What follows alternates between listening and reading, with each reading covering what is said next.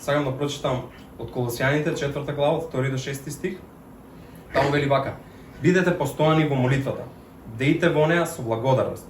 Молете се уште и за нас, за да ни отвори Бог вратата на Словото и за да ја навестиме тајната на Христа, заради која сум и во окови, и да ја откријам онака како што треба да зборувам. Постапувајте мудро кон овие надворешните, ползувајќи го времето. Вашето слово секогаш да е љубезно, зачинето со сол, за да знаете како треба да му одговорите секому. Амин. Благодари, пасторе.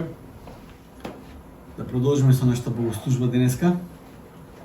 Со денешната проповед ние завршуваме една серија проповеди која почнахме веднаш после Божик, а тоа е проповеди базирани од посланието до Колосјаните.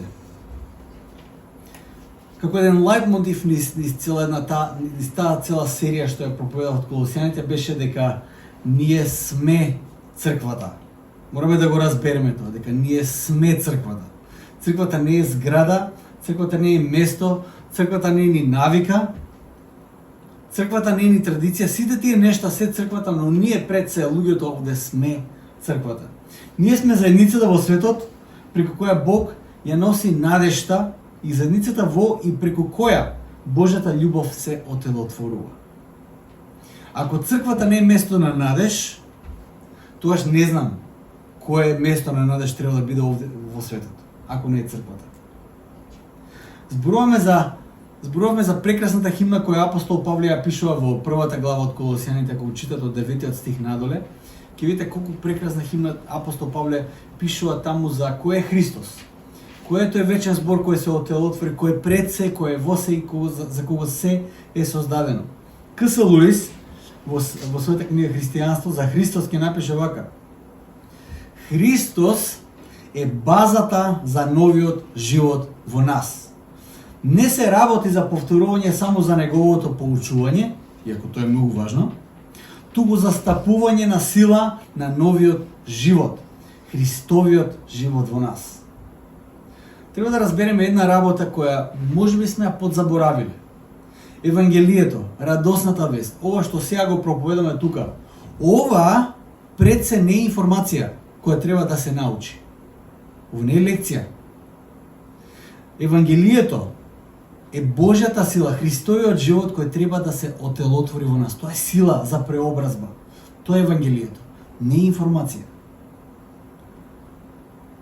Стварноста и реалноста за тоа што Исус го направи е многу поважна од целосното разбирање за тоа што тој го направи. Понекогаш ние се, како да кажа, се подпираме или веруваме во тоа што ние целосно го разбираме за Христос. Јас секогаш го зимам тој пример за нас. Што разбираше разбойникот на крстот кој е Исус, додека висеше на крстот и му кажуваше на Исус: кој ќе отиде во твоето царство, спомни си за мене. Каква, да се изразам вака, тринитарна теологија тој имаше, разбираше во тој момент. Кој знае што тој знаеше во тој момент, но неговата вера целосно беше положена во Христос. Тоа е многу поважно, отколку да знаеме дека ние комплетно теолошки го разбираме Евангелието. Тоа е дури секундарно, верувајте ми. Тоа е многу важно. Многу важно да знаеме што веруваме. Но многу поважно е верата да ја положиме во Христос, знаејќи дека нашето комплетно разбирање за кој е тој, не знам кога ќе дојде. Ако веруваме дека Бог е бесконечен, тоаш прашањето е во кој момент ние во целост ќе го разбереме Бог. Евангелието пред се е сила за преобразба. Зборувавме понатаму за искушението црквата со текот на времето да наталожи многу врз едноставната порака на Евангелието. Ние сме мајстори да искомплицираме, посебно ние во Македонија. Наједноставната работа знаеме толку да ја искомплицираме да не знаеме кај е веќе почна и кај е крајот. Вака, шпагети. Црквата која гледа во Христос во исто време го гледа и светот и ја живее Христовата мисија во светот. Единствено црквата која има доволно вера дека Христовата едноставност е доволна, е црква која со таа едноставна вера оди во светот и го нуди Христос. Не ја комплицирам многу, бидејќи верува дека Христос е доволен. Ова што сега Трајче го збореше, И тоа песната што ја пеевме сега. Христос е доволен. Дали го веруваме ние тоа? И минатата порака зборував за пресоблекување. За соблекување на стариот човек и за облекување на новиот човек. Апостол Павле во 3 глава и кажува на црквата да го живее тој нов живот по благодат кој е даден од Христос. Дека треба да го соблечеме стариот човек. Стариот човек кој ги има сите тие земни похоти, сите тие плодови на расипништвото, кој треба да го соблечеме. Често пати луѓето кои ќе дојдат во црква го разбираат тоа дека значи сега веќе нешто не треба да правам. И тоа е значи соблекување на стариот човек. И понекогаш мислиме дека тоа е доволно. Но тоа не е доволно. Апостол Павле не кажува соблечете го стариот човек и уживајте. Апостол Павле вели соблечете го стариот човек, но облечете го новиот човек, кој Господ го има создадено по благодат, по негов образ. А новиот човек е оној кој го живее и го произведува плодот кој доаѓа од Светиот Дух. Тоа што е интересно е дека ние го облекуваме Божиот образ врз нас. Тоа не е некоја наша светост која ние имаме задача да ја развиеме. На нас ни е потребна Божјата светост, бидејќи ние немаме наша светост. И го земав тој пример како месечината. Ние не сме сонцето, ние не произведуваме светлина. Ние можеме само светлината да ја рефлектираме. Можеме само да ја рефлектираме. И така доаѓаме до нашиот денешен текст, последната глава од посланието до Колосјаните, 4 глава. Обично последниот дел од посланијата кој апостол Павле ги има се именувани во Библијата како поздрави. Ќе видите во голем дел од тие библиски преводи ќе видите дека апостол Павле кога почнува 4 глава некаде од втори надоле пишува на англиски greetings или поздрави и честитки кои апостол Павле ги има за црквата, препораки нешто. Но јас мислам дека денешниот текст е многу повеќе од само поздрави, што се наоѓа на крајот на посланието. Јас верувам дека ова што Трајче го прочита пред проповедта, во овој мал дел од текстот, апостол Павле ја опишува мисијата на локалната црква во целост. Тој опишува како изгледа жива и здрава локална црква. Како изгледа малата локална црква во контекстот на глобалната Христова мисија која црквата има. Како што апостол Павле го почнува тоа послание, па речи сите негови посланија почнуваат така, со молитва, или дека им кажува дека се моли за нив, од прилика сличен начин и завршува тоа послание и ја предизвикува црквата да се моли. Апостол Павле, како што кажав, ги уверува Колосјаните дека тој постојано се моли, мисли и се моли за нив, иако ги нема сретнато. Тој слушна за црквата во Колоси, му кажувале, има пријател кој патува со него, кој е од црквата од Колоси, но тој никогаш не има видено, но сепак тој се моли секој ден за таа црква. Сега во овој крајен дел од посланието, тој ја моли црквата во Колоси да се моли за него и за мисијата која тој ја има. На почетокот од текстот што Трајче го прочита, се среќаваме со неколку глаголи. Некои работи кои апостол Павле ги замолува тие во Колоси да се молат за него. Првиот глагол кој го среќаваме во тој дел е глаголот постојано. Бидете постојани во молитва. Бидете постојани, без прекин, со целото внимание, да не ви шета паметот, да не го сеете паметот, бидете постојани во молитва. Духовниот живот кој го живееме е полн со подеми и падови. Нема, како да кажам, нема вертикална неиспрекината линија нагорна во духовниот живот. Таквата линија не постои, да знаете само. Има подеми, има падови, има моменти кога сме исполнети со надеж, има моменти кога се наоѓаме во очај и така ќе бидеме до крајот на нашиот живот. Исто така, духовниот живот не е некаква права линија. Доаѓаме до некој душевен мир и сега имаме права линија, како во срцето кога ќе ти престане душевен мир. Тоа не е христијанскиот живот. Духовно или растеш, или паѓаш. И таков е духовниот живот. Ако нешто константно треба да го имаме во нашиот живот, можеби не е духовниот живот, но тогаш константата во нашиот живот мора да биде молитвата. Без разлика дали сме во некоја сезона на прекрасен духовен растеж или на очаен духовен пат, нашата константа треба да биде молитвата секогаш. Молитвата не треба да зависи од тоа, од ништо друго, освен од основното верување дека Бог те љуби. Од тоа зависи молитвата. Не зависи дали си духовно, не знам, Херкулес или си катастрофа. Молитвата зависи од сознанието дека Бог те љуби. И затоа пристапуваш. Молитвата треба да биде постојана. Постојана молитва. Во тоа апостол Павле ги повика Колосјаните. Апостол Павле додава на молитвата уште еден глагол. Да бидат бодри во молитвата. Во оригиналниот јазик на грчки е употребен зборот Грегорео, што повеќе значи да бидеш буден, да бидеш рефлексивен, како да кажа, да бидеш вака, да реагираш. Овој збор се користи за ноќната стража која го чува градот. Тие се будни, тие стражарат, тие се рефлексни, тие мора да гледаат ако некој го напаѓа градот, тие да го известат, да известат војската да го чуваат градот. За таквата будност зборува овде апостол Павле. Тоа во суштина е и молитвата. Молитвата носи во нашиот живот будност во која ние ги гледаме нападите на непријателот во нашиот живот. Духовното слепило или заспаноста честопати се должи на животот без молитва.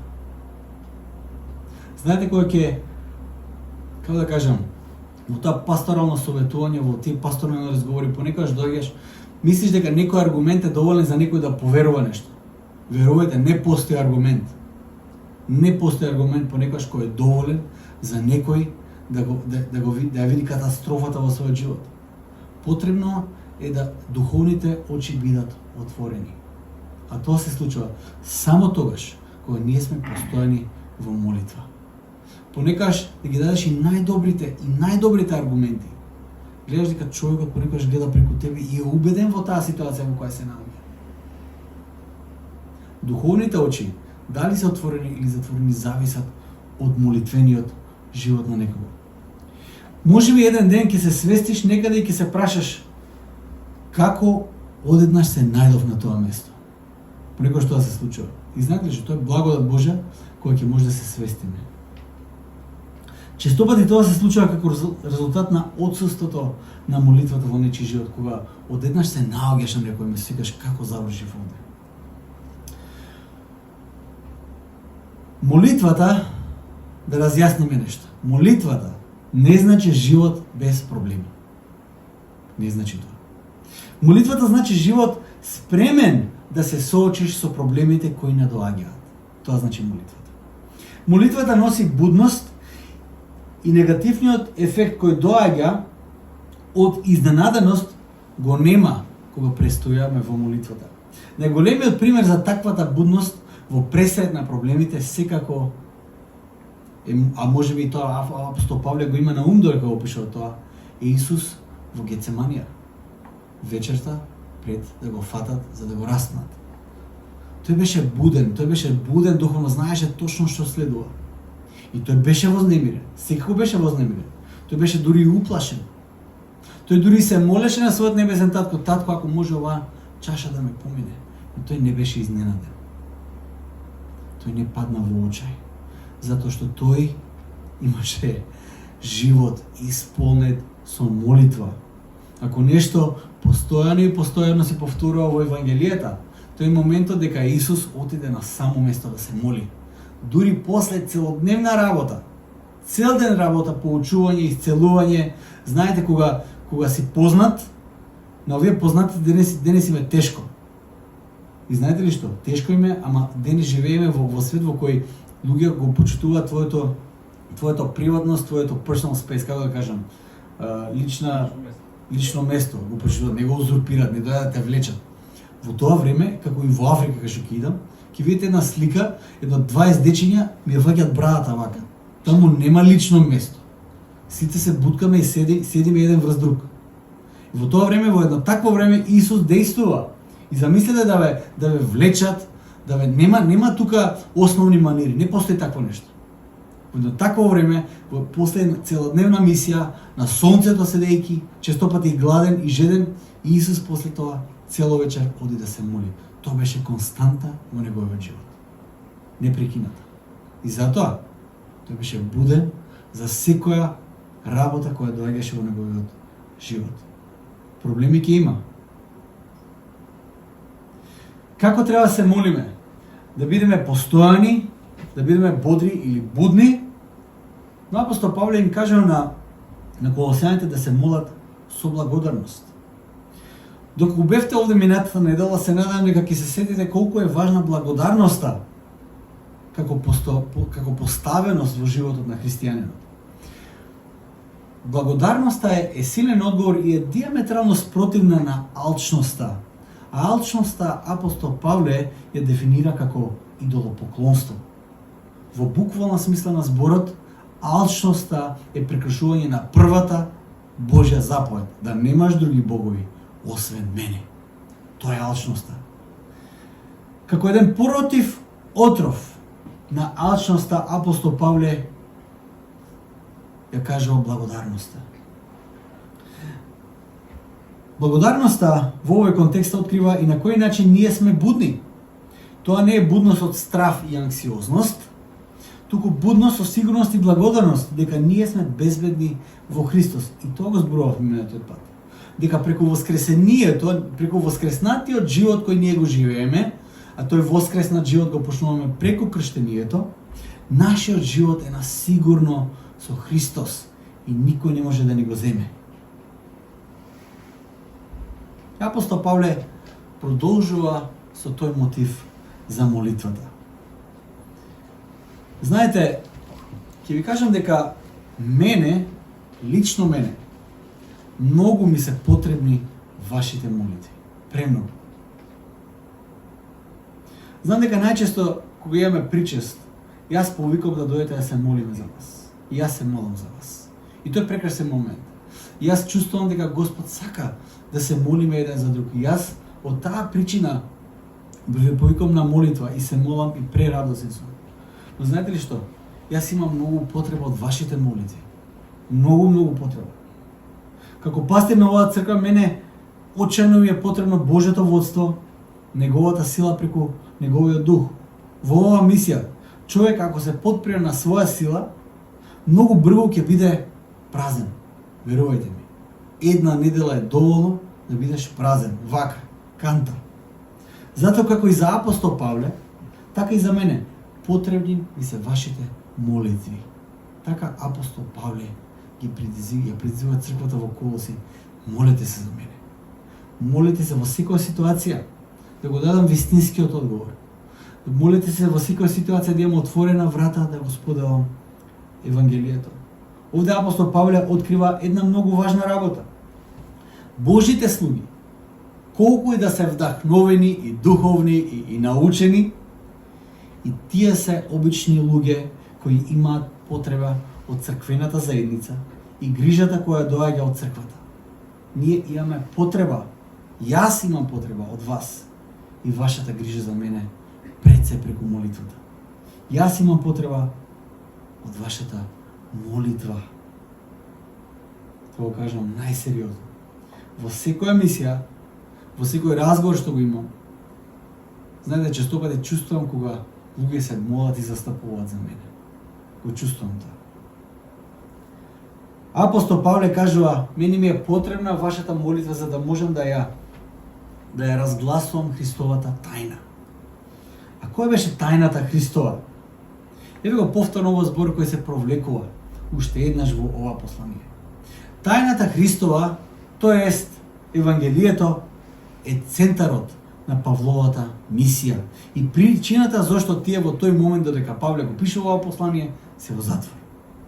Тајната Христова, тоа што било примамливо за колосјаните, открива тајни и мистерии и некоја скриена мудрост. Колосјаните многу сакале да се впушта во такви муабети, да откриат тајна некоја, нешто ново да слушнат, некоја мудрост и така натаму. Апостол Павле изборува дека таа тајна е Христос. И таа тајна тој ја откри во целост. И сега таа тајна веќе не е скриена, тука е јавна тајна. Мудроста по која тие трагаат е цело време пред нивните очи. Има уште еден елемент кој апостол Павле сака да ми го каже на колосјаните.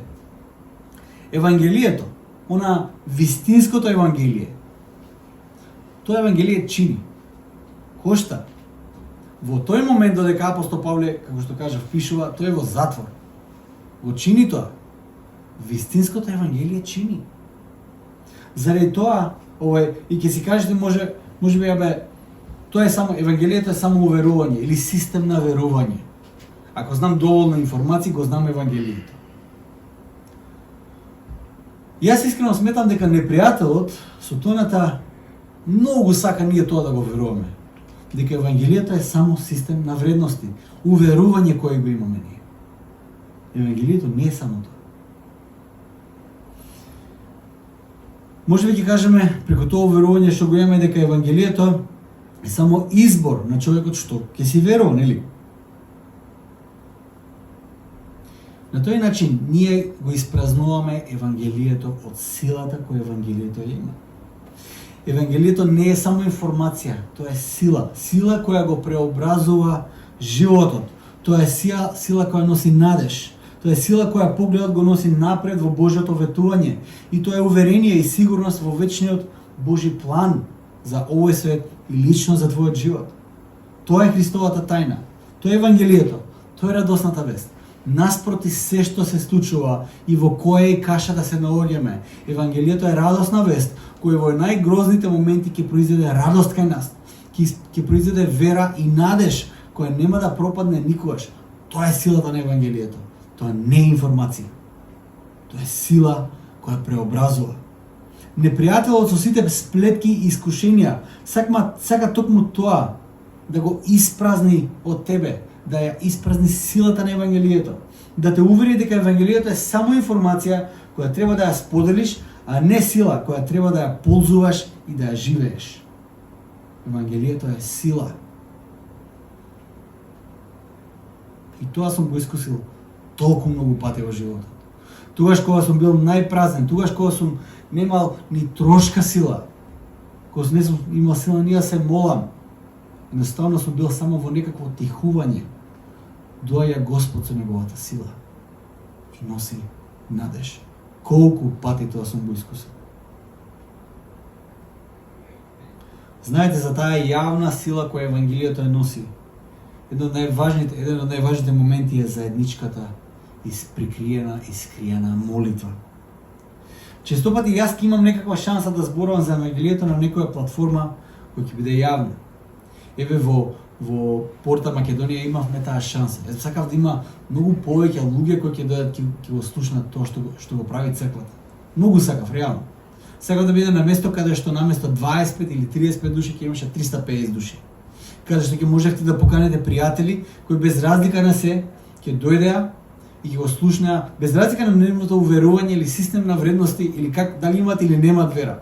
Ќе видат силата на евангелието која не действува само тука, туку и далеку во Африка. Ја сакав. Но знаете ли што? Мудроста која ми е потребна за тоа што точно да кажам и за што точно да биде да зборувам, извира од таа наша заедничка молитва за евангелието да се шири насекаде. Треба пред се да се молиме. Јас сакам оваа црква да ни стане толку тесна, што ќе кажам, мора веќе друга просторија, зашто додека не е толку тесна, ќе видам да добро, окей сме. Не, сакам да биде толку народ, толку тесна да стане да едноставно на некој начин Бог не избрка од тука. Многу сакам. Затоа е потребна вплотена и заедничка молитва во која апостол Павле ја повикува црквата во Колоси. Апостол Павле својата мисија гледа во контекст на црквата која се моли за тој да може да ја врши таа должност. Не е воопште прашање дали апостол Павле е паметен и дали доволно знае. Ако некој знаел, верувајте ми, тоа е апостол Павле. Нема кој друг да знае повеќе. Но на него му е од суштинска важност му е молитвата која црквата во Колоси ќе има и ќе се застапува за него и за неговата мисија. И знаете ли што? Апостол Павле не се срами да го бара тоа од било која црква. Од сите цркви, читајте ги посланиите, скоро во сите цркви апостол Павле ги предизвикува: молете се за мене. Ми требаат вашите молитви. Сериозно. Кога ќе дојдам, ќе зборуваме на јазици, ќе исцелуваме, ќе проповедаме, ќе пророкуваме. Апостол Павле еднаш толку многу проповедал, што дете заспало, паѓа од трети спрат и умира, и после го исцелуваат, и тоа е се во ред. Но апостол Павле вика: се е тоа супер, но мене ми е потребна вашата молитва, затоа што не знам каде Господ ќе ме одведе. Сега сум во затвор, треба да му зборувам на овој што го чува затворот. Утре може ќе бидам кај Цезарот, и така е било. Ми требаат вашите молитви да знам што да зборувам. Молете се и застапувајте се за мене. И апостол Павле не ги повикува да се молат само тие што знаат најубаво да се молат со најкрасноречиви. Апостол Павле ги повикува апсолутно сите, тие што знаат најмногу да се молат и тие што можеби едва се врзуваат 2-3 збора во молитва. Сите да се молат. Павле повикува црквата да се моли. Во молитвата сите имаме удел и сите имаме работа. Во молитвата. И апостол Павле во 5 стих зборува за црквата, за поведението на црквата, за однесувањето на црквата во контекстот во кој се наоѓа. Во 3 глава апостол Павле на некој начин ја гледаше црквата и зборуваше за внатрешните работи на црквата, како црквата треба да изгледа. А сега веќе апостол Павле се отвора и кажува како ние црквата треба да бидеме во светот, на кој начин треба да изгледаме. И апостол Павле тука користи неколку интересни зборови. Првиот збор кој мене ми го привлече вниманието беше зборот перипатео, или одење, чекорење. Кај нас се преведува овој збор како однесување. Однесувајте се. Однесувајте се благоразумно. Во овој контекст тоа се однесува на однесувањето, но не само на некакво однесување, затоа што тоа може да се разбере како нешто кое се прави само тогаш кога те гледаат. Знаете, кога на децата ќе им кажеме ај однесувај се убаво. Обично, знаете, кога ќе дојде гости и му кажеш на детето да се однесе убаво, обично не ни интересира што мисли детето внатрешно за таа работа. Мене ме интересира само пред другите да се однесуваат добро и паметно, да биде умен. Тоа е однесување. Апостол Павле зборува за нешто многу подлабоко. Овде се работи за целокупниот од во животот, или она што ние би го рекле поведение. Тоа е како некоја втора природа во која ние престојуваме и живееме. Дури многу повеќе од тоа, бидејќи поведението може да биде некако како статично. Такво е поведението, не јас сум таков, веќе изграден, тоа е статично. Затоа овој збор перипатео е многу повеќе од само некакво пасивно или статично поведение. Го означава правецот по кој одиме во живот. Затоа е како некаков од. Ние имаме поведение, имаме однесување, но не сме статични. Одиме према некаде. Да не забораваме дека првите христијани биле наречени следбениците на патот. Тие одат некаде во овој свет. Кога Исус кажува јас сум патот, вистината и животот, таа изјава, доколку ја веруваме вистински за нас, не насочува во правец во кој го следиме Исус чекор по чекор. Животот со Исус во ниедна смисла не е статичен. Тој живот те поведува по еден пат по кој одиш. Тукму за тоа мисли апостол Павле кога ќе го напише овој збор перипатео. Во што да се однесуваме, во што да одиме? Апостол Павле ќе каже одете благоразумно. И зборот кој тука го потребува е зборот Софија. Многу убав збор. Софија. Во нашето патешествие на верата во светот, ние, оние кои сме Христови, имаме мисија.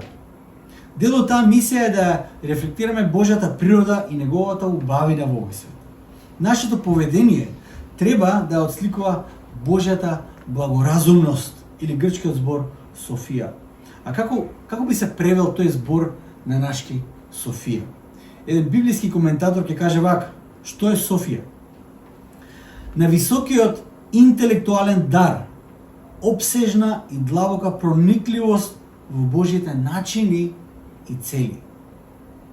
Софија е дарба на срцето и разумот која е потребна за правилното однесување во животот. Кога апостол Павле повикува црквата на благоразумност, мисли токму на тоа, во една длабока проникливост за Божите патишта, за Божјото дејствување и одење по тој пат. На тоа апостол Павле ја повикува целата црква. Секој од нас поединечно треба да оди по патот на мудроста. Сите ние растеме пополека, но постојано во таа мудрост. Тоа не е нешто што го добиваш на почетокот. Мораме да разликуваме некои работи во христијанскиот живот. Едно е спасение, друго е посветување.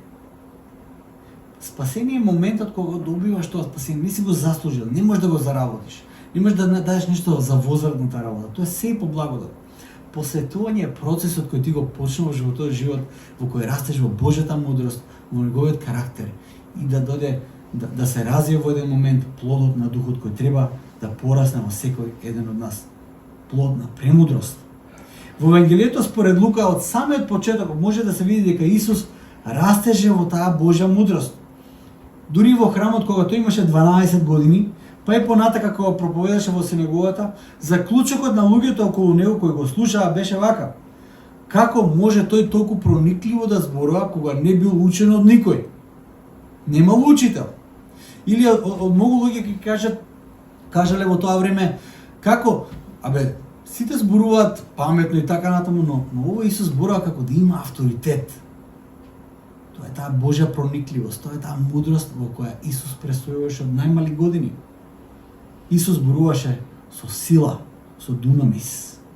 Можеби световната дефиниција за мудрост е да кажуваш нешто со тешки зборови кои малкумина ќе разберат, а грото од народот ќе останат во магла.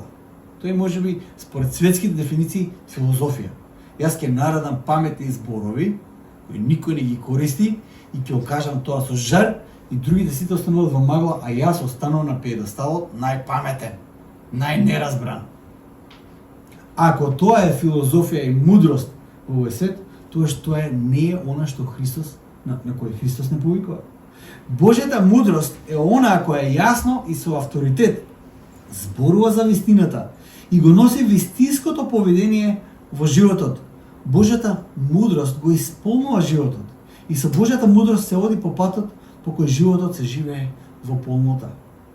Знаете, Јован Златоуст кажал дека вака, многу интересно, вика, вака, за животот можеш да учиш и од Платон и од Исус. А вика, проблемот е за да научиш од Платон, ти ќе мораш да оставиш се што правиш, 4 години да студираш, за да можеш да разбереш што кажува, и додека научиш, Јован Златоуст вика, ќе умреш од глад. А вика, брилијантноста на Исус е што во тие огромни и комплексни тајни на животот ги кажува во една едноставна реченица која секој може да ја разбере. Како например, сакај го ближниот како самиот себе си. Вау! Што се тоа опфаќа? Што се опфаќа таа реченица од Исус? Сакај го ближниот како самиот себе си. Какво општество гради таа реченица? Доколку ја прифатиме. Каде се наоѓа тој пат по кој Исус нас не повикува да одиме? Тој пат на премудрост. Тој пат се наоѓа едноставно во светот во кој живееме, помеѓу оние кои го познаваат Христос и помеѓу оние кои не го познаваат Христос. Патот на црквата се наоѓа во светот помеѓу луѓето кои се уште не го познаваат Христос. Токму тоа е целта на нашата мисија, да бидеме во светот. Не како светот, но да бидеме во светот. Има неколку начини, јас кои ги давам за како не треба. Првиот начин е вака. Фрлање на отровни стрели на сите можни страни со цел да се разгласи вистината. На Facebook има многу такви фраери кои јас сакам да ги читам затоа што ми се интересни. Пошто има толку голем жар за вистината, тие вистината ја кажуваат толку брутално што веќе како отровна стрела. Гледаш дека лета према тебе и нема кај да бегаш. Тоа не е начин на кој се прави тоа. Како ние ја зборуваме вистината е многу важно. Не само што кажуваме, туку и како го кажуваме тоа. Вториот начин е тоа што Џон Стот го открива во Христовата молитва во Јован 17 глава, во таа молитва во Гецемани, каде Исус кажува вака: Јас ги праќам во светот како што ти ме прати мене во светот. Џон Стот ќе каже вака: интересно е тоа што иако ние сме во светот, Исус нас не праќа на мисија во светот. Тоа значи дека е можно да се биде во светот, но да не се биде во мисија за светот. Можно е да престојуваме во светот, но да не бидеме во мисијата во светот. Затоа Исус, неговите апостоли се веќе во светот, но Исус повторно ги праќа во светот. И тоа значи како не треба да бидеме во светот и да бидеме пасивни. Не, ние сме повикани да бидеме активни во мисија во светот. Исус нас не праќа во светот. Ние сме во светот, Исус повторно нас не праќа во светот. А како треба? Треба на следниот начин. Исус апостол Павле користи 4 збора. Тоа е логос, харис, ертименос и алас. Ова се 4 збора кои сега јас ќе ги преведам. Колку убаво Павле ги срочува овие зборови тука. Апостол Павле кажува на црквата и препорачува на црквата во 6 стих дека треба да биде спремна да одговори, да објасни за верата, тој логос, да поучува, да разбере, да ги кажува тие зборови за вестината. Како да ги кажува? Харис, благодатно, благородно, со милост. Црквата мора да ја зборува вистината во светот со милост, со благодат. Но не завршува тука. Ертименос вика вистината која ќе ја зборуваме со благодат да ја зачиниме малце со алас, да зачиниме со сол. Вистината да ја зборуваме со благодат, но да биде зачинета со сол. Така кажува апостол Павле. Харис, зборот за благодат, е употребен во вистински контекст овде. Благопријатен и инспиративен муабет се подразбира под овој контекст. Христијаните не се некои фанатици кои само ќе знаат да зборат за Библијата и за ништо друго. И ние сме повикани да зборуваме за животот, за Христос, затоа што Христос е животот во целост. Зборуваме за целото создание кој Господ го создал. Нашиот разговор со луѓето во црквата и надвор од црквата треба да биде благопријатен. Не таков разговор сме повикани ние. Не отровни стрели, да бидеме благопријатни. Секако, ние сме повикани да бидеме и солта на земјата. Во ова писмо е одсутен овој препознатлив тон на некои рани писма на апостолите за интензивно проголство во светот. Раните посланија се издржате, Исус скоро ќе дојде. Но веќе полека апостолите сваќаат дека кога Исус вика скоро ќе дојдам, тоа не значи за 2 недели. Тоа е релативно во контекстот на Исус. И веќе апостолите разбираат дека тоа не е устилот 5 до 12, дај сега кај ќе дојде Исус. Едноставно апостолите разбираат не знаеме кога ќе дојде Исус, но тој каже дека ќе дојде. Сега значи ние живееме во светот. Како треба да се однесуваме во светот? Иако апостол Павле во моментот кога го пишува писмото е во затвор и може со секоја причина која може да доеме, да каже ќе ни испотепаат сите, тој гледа потенцијал за христијаните да бидат во една добра позиција во светот, не одсечени и изолирани во страв, туку пријатни во разговори кои ќе бидат инспиративни и убедливи. Луѓе кои ќе бидат во светот и ќе бидат таа потребна сол на светот. Тоа апостол Павле го пишува од затвор. Им кажува, не се плашете, бидете благодарни, бидете радосни, бидете пријатен мирис, благопријатен мирис Божи во светот. Во една таква важна позиција ги повикува апостол Павле христијаните во Колоси. И ова е мисијата на црквата, на слободната и на жива црква. Таа мисија произлегува од вистинското разбирање на Христос. Треба да го разбереме Христос. Вистинскиот и отелотворен Христов живот. Таа сила со која треба да се исполниме преку Евангелието. Мисија која е применета во црква, која досегнува и која својата сила црпи од животот посветен во молитва. Проникнување во Божјата благоразумност и мудрост кои растат, поведение и проповедање кои ги досегнува оние надвор. Со ова голема реченица што сега ја прочитав, на некој начин сакам да сумирам целата серија на оваа проповед.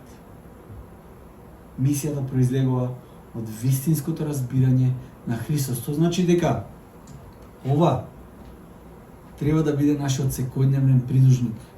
Да го читаме Божјиот збор. Од овде доаѓа вистинското разбирање за Христос. Не од некои тајни кои се скриени, не од некоја скриена мудрост или промислување мое, не. Ова е објавениот, запишаниот Божји збор за најголемата објава во историјата на човештвото, кој е Христос. Преку ова, во контекстот на црквата, ние го отелотворуваме Христовиот живот и неговата сила на преобразување. И со тоа ние сме опремени да ја примениме мисијата во која сме повикани да ги досегнеме сите околу нас, преку силата која извира од постојаната и будна молитва.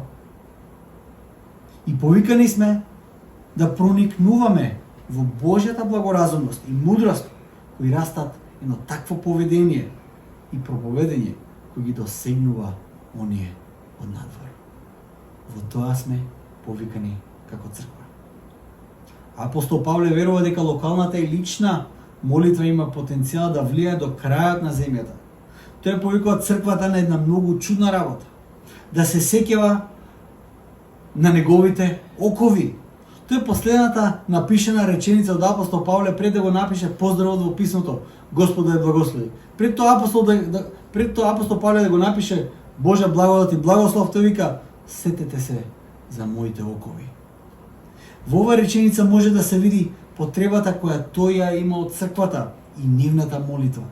Може да се види искриен поздрав кој може би ќе значи последно нешто кое тој го пишува на некоја црква во овој свет. Но тој сака да знае дека не стои сам во таа мисија. Иако тој стои на чело на тоа проповедање и носење на Евангелието на секаде, тој знае дека не стои сам. Тој стои со црквата. Тој знае дека неговата мисија во голема мера зависи од молитвата кој произлегува од локалната црква. Ние сега ќе одиме за Африка, како што кажа Трајче. Многу коментари на нашите проекти за Африка беа дека тоа е далеко, нема потреба од таква мисија, на македонци се занесуваат, не знам, перат пари, кои што имаше различни коментари, имаше некои безобразни. Можеби за некој од вас сега нашето патување за Африка можеби изгледа премногу далеко. Кај ќе одат сега овие? Апостол Павле моли црквата да се моли за него, да го носи во молитва секој ден, затоа што секоја прилика која тој ќе има да зборува за Христовата тајна, за Евангелието, тој сака да биде воден од Духот, да ја каже вистинските зборови. Мисијата на проповедникот и на мисионерот зависат од заедничката молитва на локалната црква. Сега кој Павле, јас од вас ги барам вашите усредни молитви за нашето патување во Африка. Да не носите во молитва секој ден. Никогаш не знаеме со што ќе се соочиме во Африка, но се надеваме дека ќе ја носиме Божјата радост, Божјата надеж, каде и да се појавиме таму. Тоа е нашата примарна цел. Господ да не води. И Господ праќа мисионери на секаде. Помеѓу нас имаме Никола од Чешка. Никола зависи од молитвите на низината локална црква во Чешка. Ќе зависи од молитвите кои ќе имаме тука ние за неја. Сите кои се во мисија зависат од тие молитви. Иако е невидлив ефектот на молитвата, тој е огромен, затоа што молитвата на праведникот има огромна сила. Никогаш да не го забораваме тоа. Ајде тогаш сега да се молиме за крај. Татко мој небесен, ти благодарам, Господи, затоа што ти не праќаш во овој свет во мисија да го досегнеме светот со твојата љубов и преку твојата сила, преку твојот дух. Господи, сега барам во молитва усредно да ти не оснажиш, да не чуваш мене и Трајче на тој пат, Господи, да ја чуваш оваа црква тука во Скопје, Господи. Господи, те молам да бидеш со сите нас кои сме во таа мисија активно вклучени. Благослови не со Твоето присуство и со Твојата сила и Господе, прати не во овој свет. Тоа е Твојата волја. Се оставам на Тебе, Господи. Амен.